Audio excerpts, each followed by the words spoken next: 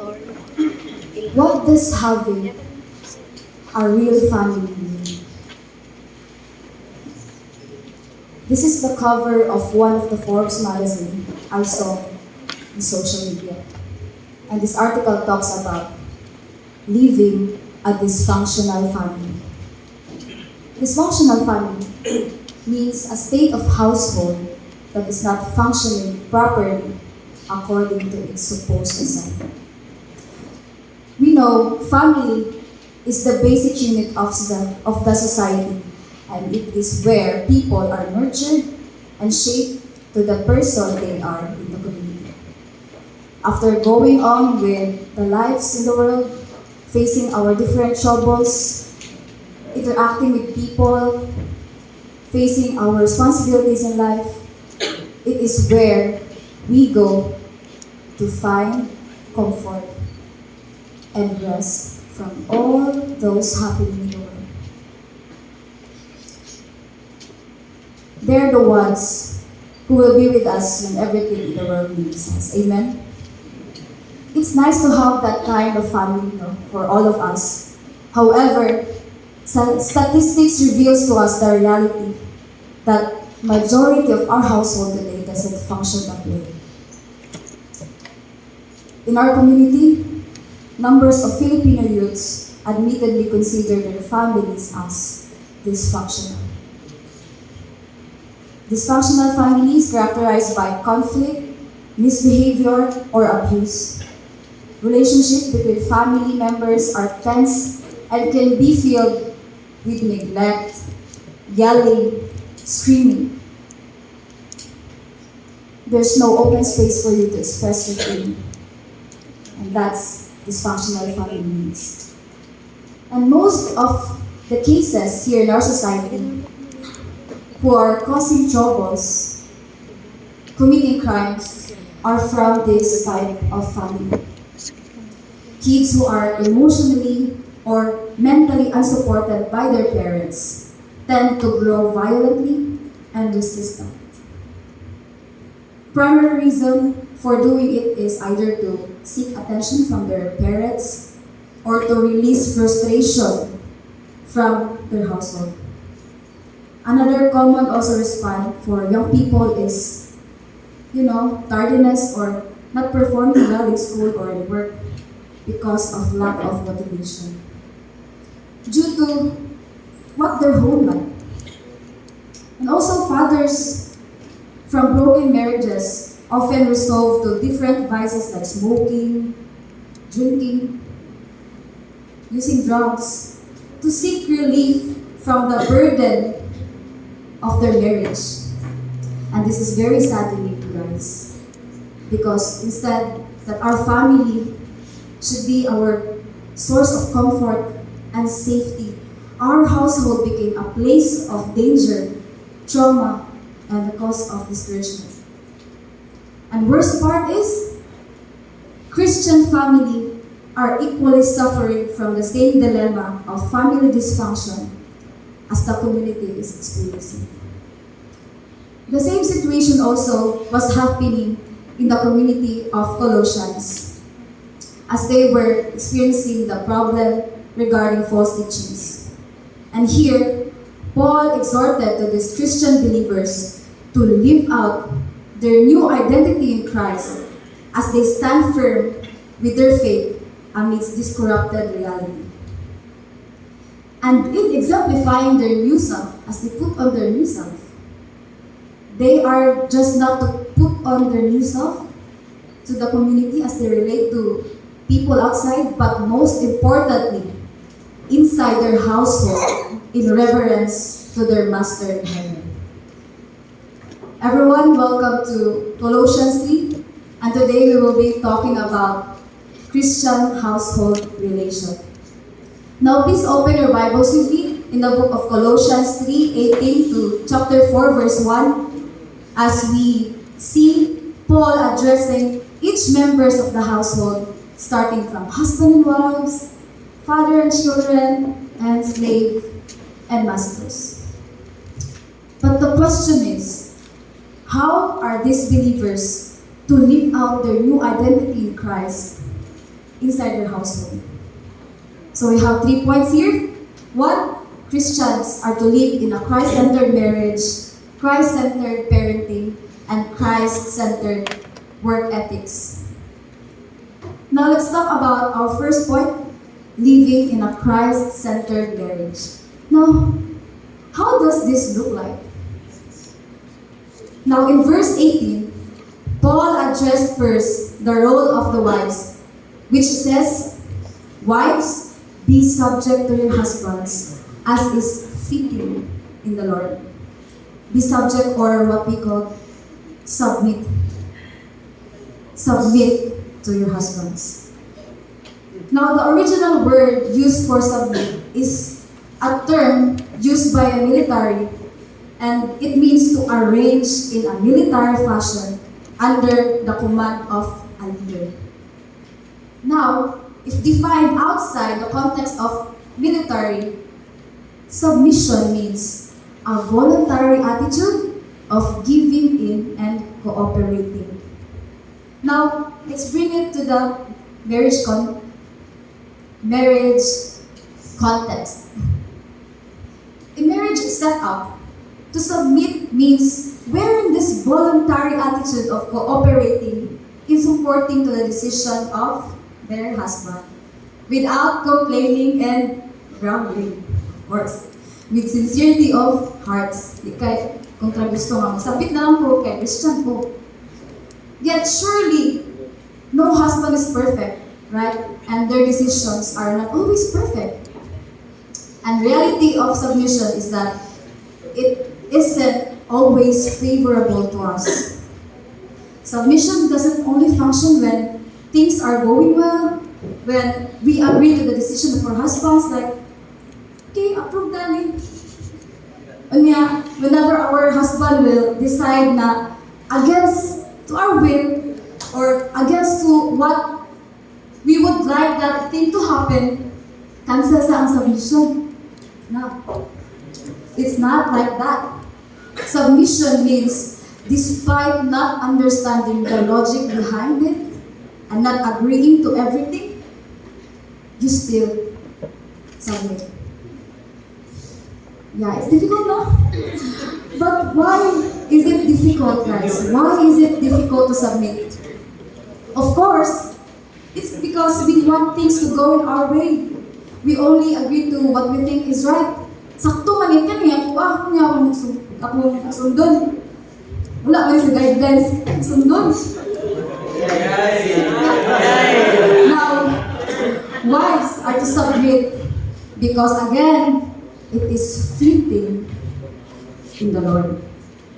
Because this is God's desire for them as Christian wives to willfully accept, submit to the ruleship of the husband as the head of the household.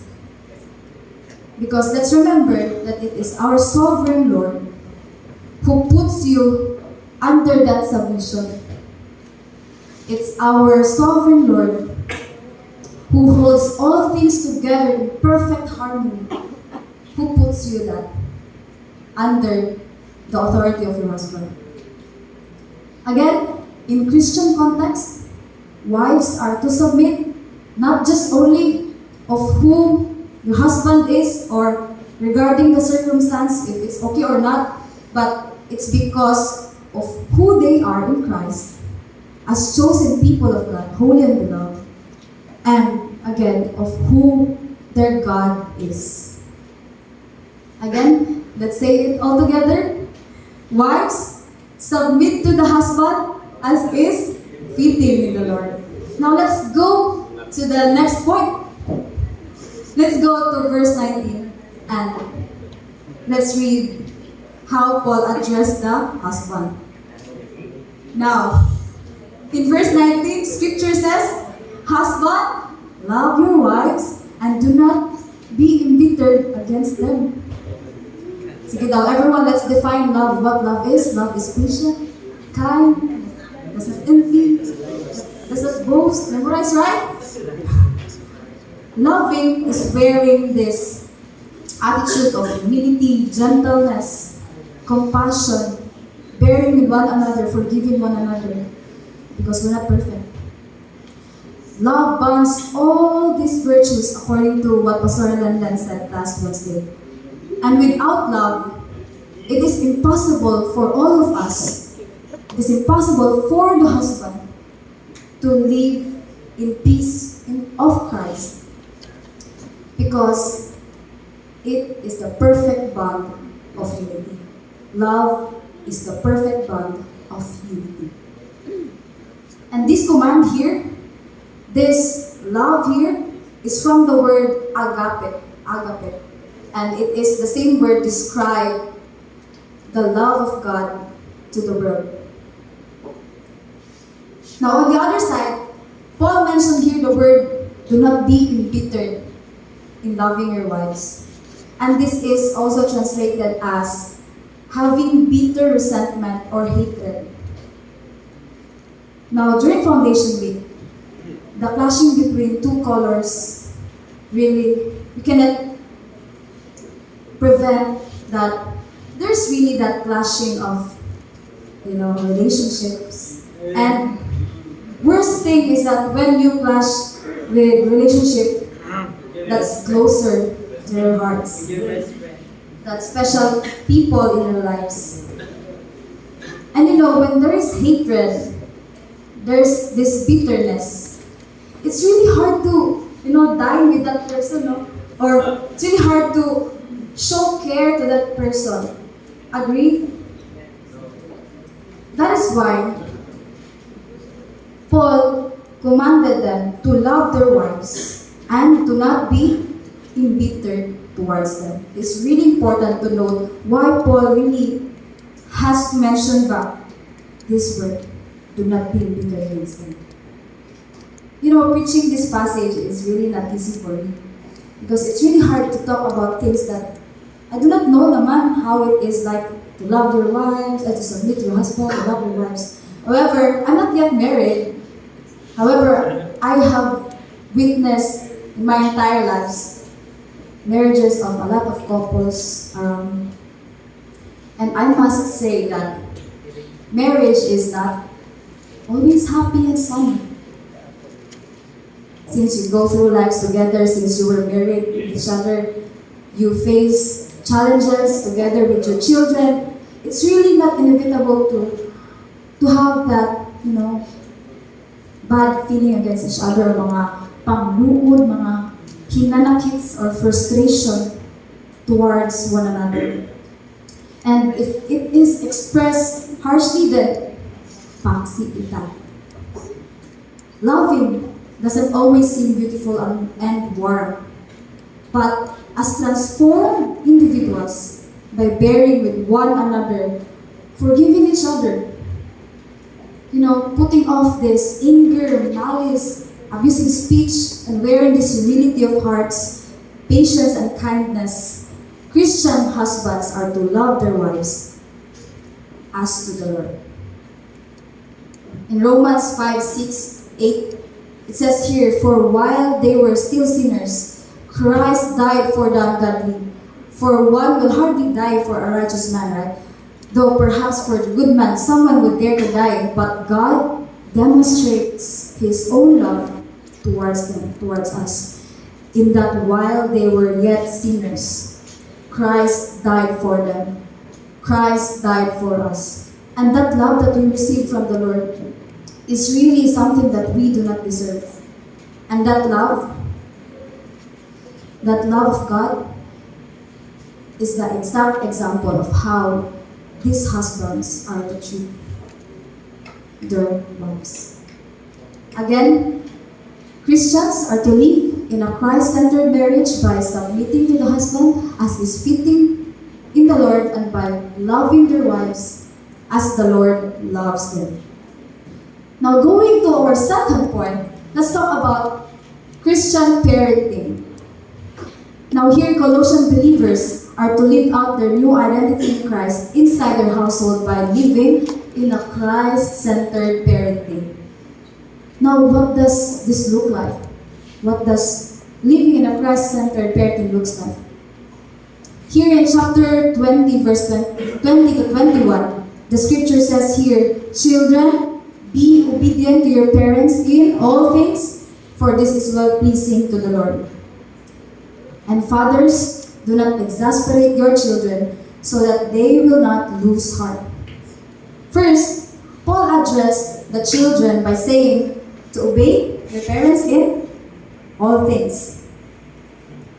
In story time, remembering this command, I remember my journey before coming here in Ebenezer. You know, like for most of us, before finally enrolling here, we have faced mga opposition from our friends and worst sa atong family. And in hope of them to stop me from coming here or from enrolling here, my mom commanded me to just enroll for just one semester from other courses. And if it won't hurt, then okay, I will just let you go and pursue your calling. And upon contemplating that, I know really that won't work. I know this is useless. I know na di ko pa accountant yun. I can really see myself serving the Lord in the church. And I know it's just a waste of finance and time. I know naman myself that command won't work. However, as my mom asked me to do that, I couldn't do anything but to resort to saying yes to it because they are my parents. Now, why am I saying that? It's not because I'm standing here in front of you. It's not about that. But I'm saying that obeying to our parents isn't always favorable to us. We're all children here, right? Obeying to our parents isn't always favorable to us. Yet, however, Paul reinforced this command by saying, for this is well-pleasing to the Lord. Obey your parents, for this is pleasing to the Lord. And that's their ultimate motivation in exemplifying their attitude inside their household. By obeying their parents, because this is pleasing to the Lord. This is also what Paul hoped for them as we view chapter 1 in his salutation. He said here, in chapter 1, he said, Paul hoped that they may walk in a manner worthy of the Lord, to please Him in all respect, bearing fruit in each good work. And guys, this should be our natural result because of our salvation in Christ. Because we have now the identity of Christ. Hence, in living out their new identity, children are to obey their parents because this is well-pleasing to the Lord. Now going to the command of the fathers, let's visit verse 21 and let's read it. Parents, do not exasperate your children so that they will not lose heart. Paul used exasperate here, which is also equivalent to the word resentful. And this emotion comes together with a feeling of bitterness and anger, which is triggered by what is perceived as unfair treatment. And of course, I also asked AI about it, to not be biased. So, yeah. It says here, exasperation is a feeling though of being at the end of your rope or being put in a bad mood by something annoying you. Now, it also gave me tips to not exasperate the children. It says there na, be clear daw and consistent. Have a clear expectation for your children. Be consistent about them. Use positive reinforcement for good behavior. Don't ask your children and so on and so forth. Thank you, AI. Now, when someone is resentful, that someone feels bitterness and anger because they feel that they are unfairly treated. Now, when the child feels like he's treated harshly, having been given mga unrealistic expectations from their parents, when they're often get scolded for not being perfect, and without being hurt by their feelings, the child grows to be resentful. And that would lead to the child to feel disheartened, to lose interest to do things, and motivation to do things. And as a result, instead of training that child to walk in his way, cultivating them to be fruitful and to be used in the ministry, the child grows aloof and stagnant. And it hinders the child to experience and exemplify the fullness and the beauty of life that the Lord has gifted them. Fathers, especially in parenting their child, they are expected to exemplify their new identity in Christ as Christian fathers. When disciplining a child, they are to exemplify humility, gentleness, patience, kindness, and self-control for a goal to nurture their child and not cause them to be discouraged. Their evil attitudes, they're being short-tempered, guys, diba? There's old stuff, their old practices before should not have a place in their lives because they were already saved. They have now the character of Christ, and they should put them all aside as they live in Christ. They are to parent their child in a way that is glorifying Christ. Now, if you have not felt this kind of parenting in your childhood, it's for you now to take a step and make a change as a walking witness of Christ in your community. Amen. Now, a recap for our second point. To live out their new identity in Christ, Christians are to live in a life that is Christ-centered by parenting their child in a way that glorifies God and by obeying their parents in all things. Now finally, moving on to our last point, let's talk about living in a Christ-centered work ethics. In verse 22 to 25, Paul addressed first the role of the slaves, then followed by the role of the masters. It says here, slaves, obey your master. Slaves are commanded to obey their master on earth in all things. In all things. This is quite the same with the command of the parent, the children. But what does obedience mean here in verse 22? Now follow with me. Here, the slaves are to obey not with external service like those people-pleaser, but with sincerity of hearts, fearing the Lord. Paul presents to us here a contrast between obeying with external service and obeying with sincerity of hearts. Now, obeying with external service means to serve with the motive of what? Impressing others. During their time, they were facing a very alarming situation regarding false teachings. And the community now is in its worst situation, especially for Christians, because it is filled with evil practices, evil traditions, beliefs, and so on and so forth.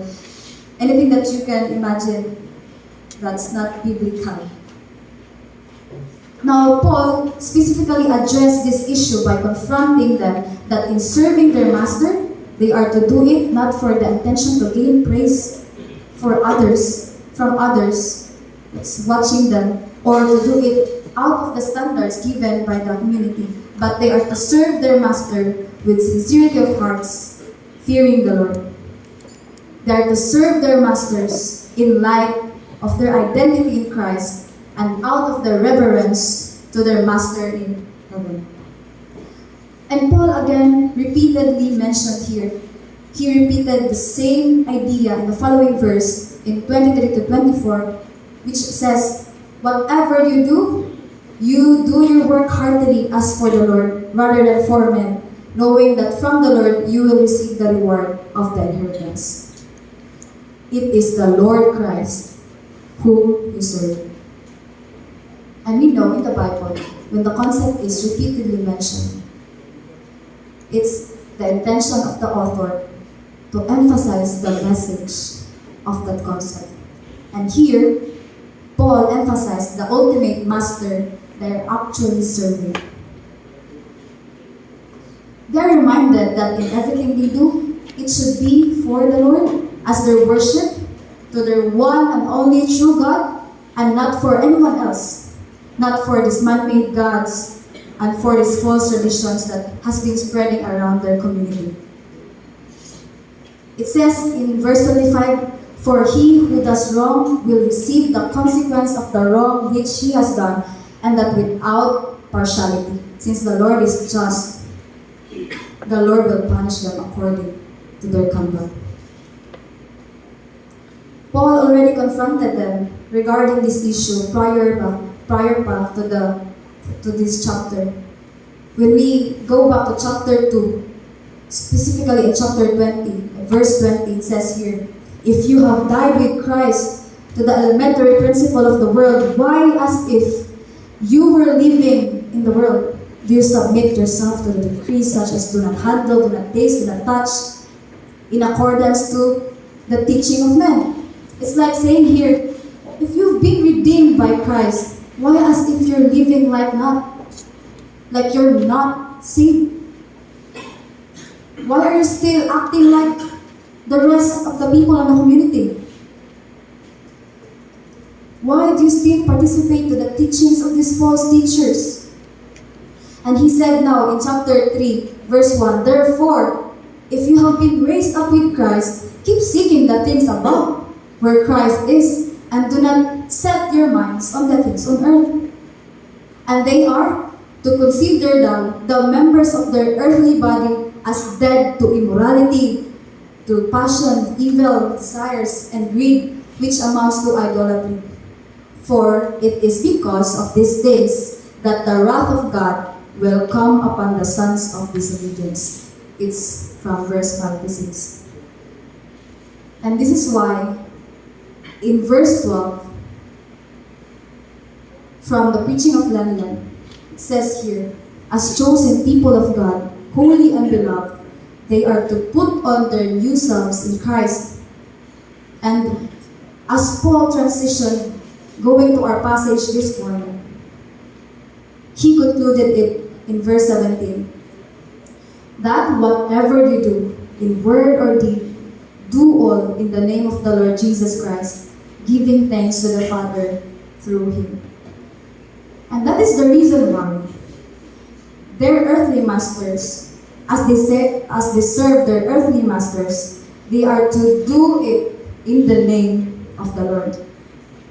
And this is not only addressed to the slaves, but it is addressed to all of them, that as they submit to their husband, as they love their wives, as they obey their earthly masters, as they obey their parents, as they parent their children with self-restraint, they will do these things as for the Lord, because this is fitting, this is pleasing, and because they fear the Lord.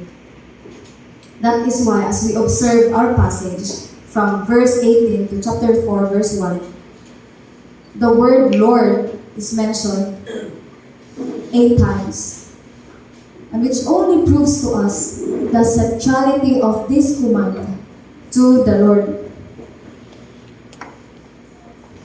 Now, to conclude this series of commands, let's proceed to the command for the earthly masters.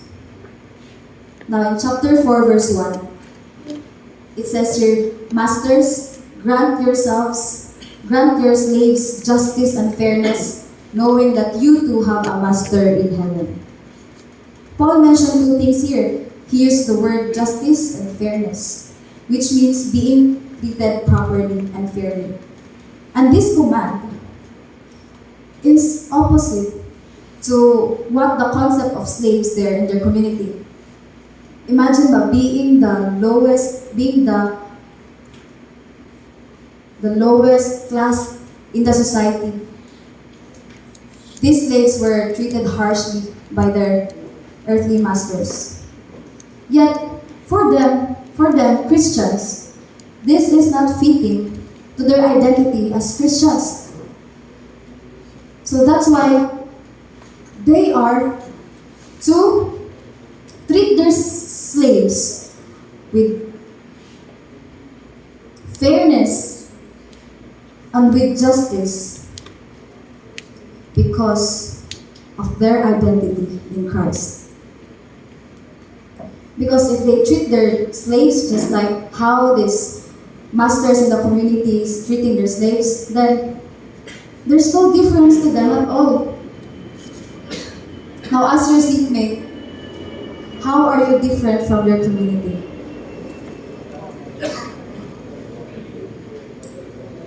Now, in ruling the slaves, Paul reminded them that they have also their master in heaven, who have treated them well with mercy and grace despite their shortcomings.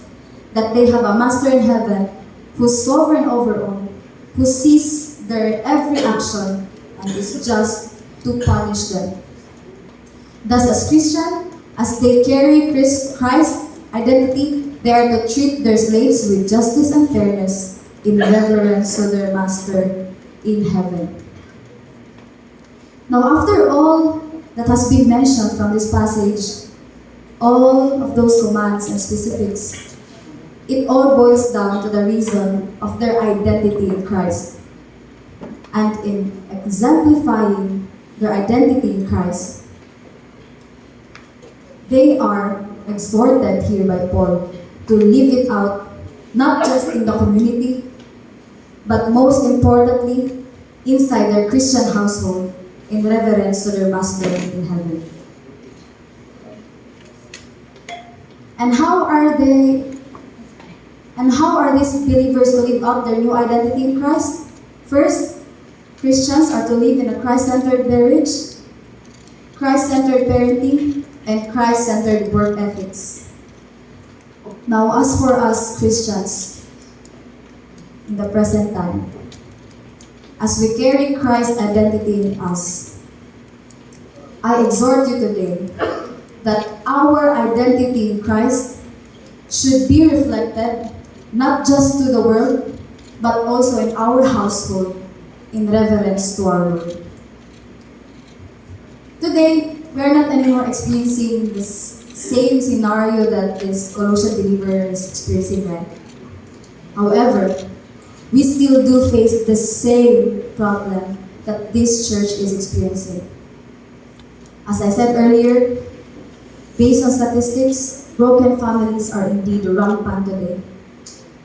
Well, not really physically broken, but having a broken relationship inside their homes. They're so near yet feel so far. And sad to say that this is also happening to some Christian households today. There are Christian couples who filed for legal separation because they fall out of love. They don't understand each other anymore due to consecutive fights, disagreements, until they grow embittered with each other. Young people also in our church, we can hear sharing the same hurt from their parents as they become resentful due to how they were poorly treated. And even inside our churches today, even heard from alumni, they said that they experienced tension in their work between their seniors and juniors co-workers in Christ. Now, how about also us in our dormitories? How are we with our lower classmen? Are they treated with justice and fairness? Yes. Amen? Now, for the lower classmen, are we respecting our ates and kuyas? Yes. As to the Lord? Yes. No? Medyo? You know, last foundation week, it has been a heated tension between the two colors and the SC. And in the midst of the preparation and during the competition, there were a lot of inconsistencies that happened and that caused some of us to be resentful. But during that time, how are we? Were we able to still show genuine submission still despite the circumstance? How about our school policies today? Do we still obey it even if no one is watching us? Our no gadget policy, how is it doing? Going back to our passage, it is really hard to exemplify Christ-likeness, especially inside our household. As what Pastor Alan said last time, naung pa lang sa tuwing suon, namikay kumuton. And the same also with the rest of the family members inside our household. Now, do you ask yourself, why is it so easy to be kind towards others, but it's so hard to be humble and patient towards our family members? You know, when we visit our friend's house, we're so demure, so, my gosh, she's so kind. We will, maglagot pa tayo, hindi tayo hugas ng plato. But however, inside our household, you know what I mean? Church, why are we living now as if we're still unsaved? Baka we need more feeling of the knowledge of Christ. Let us remember that the sovereign Lord, the most holy Lord, has died for all of us. In Bisaya pa, kinsa raman ta?